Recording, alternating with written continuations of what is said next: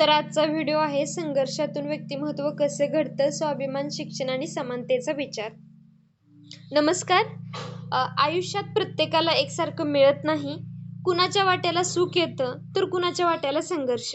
पण एक गोष्ट मात्र नक्की आहे, संघर्ष माणसाला तोडत नाही. जर त्याच्याकडे विचारांची ताकद असेल तर संघर्ष माणसाला घडवतो. आपण किती वेळा परिस्थितीला दोष देतो, माझ्याकडे साधनच नाहीत, माझी परिस्थितीच चांगली नाही, मला संधी मिळाली नाही.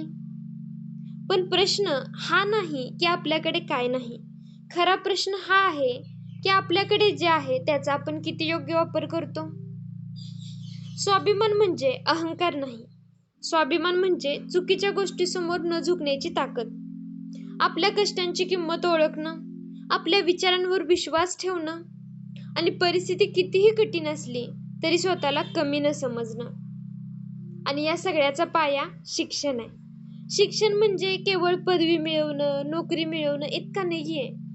शिक्षण म्हणजे प्रश्न विचारण्याची क्षमता, योग्य आणि अयोग्य यातील फरक समजण्याची क्षमता, अन्यायाविरुद्ध आवाज उठवण्याची क्षमता आणि सर्वात महत्त्वाचं म्हणजे स्वतःच्या आयुष्याचा निर्णय स्वतः घेण्याची क्षमता. समाज बदलायचा असेल तर विचार बदलावे लागतील आणि विचार बदलायचे असतील तर शिक्षण प्रत्येकापर्यंत पोहोचलं पाहिजे.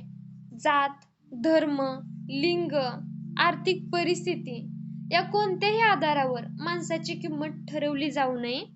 कारण माणूस मोठा त्याच्या जन्मामुळे होत नाही, तो मोठा होतो त्याच्या विचारांनी, कर्माने आणि माणुसकीने. समानता म्हणजे सगळ्यांना सारखं बनवणं नाही. समानता म्हणजे प्रत्येकाला समान सन्मान देणं, समान संधी आणि समान न्याय देणं. आपण समाजात बदल घडवू इच्छित असू तर सुरुवात दुसऱ्यापासून नाही तर स्वतःपासून करावी लागेल. आपल्या बोलण्यातून, आपल्या वागण्यातून, आपल्या विचारातून आणि आपल्या कृतीतून. कारण विचार फक्त बोलण्यासाठी नसतात, विचार जगण्यासाठी असतात. आज परिस्थिती कोणतीही असो, तुम्ही विद्यार्थी असाल, तुम्ही कामगार असाल, शेतकरी असाल, व्यावसायिक असाल किंवा आयुष्यात संघर्ष करत असलेली कोणतीही व्यक्ती असाल, एक गोष्ट लक्षात ठेवा, तुमची परिस्थिती तुमची ओळख नाही, तुमचा संघर्ष तुमची कमजोरी नाही आणि तुमची स्वप्न कुणाच्या परवानगीवर अजिबात अवलंबून नाहीत. त्यामुळे शिका, वाचा, प्रश्न विचारा, विचार करा, संघर्ष करा आणि सर्वात महत्त्वाचं स्वाभिमानाने जगा. कारण समाज बदलण्याची सुरुवात मोठ्या घोषणांनी होत नाही, ते एका जागृत विचाराने होते.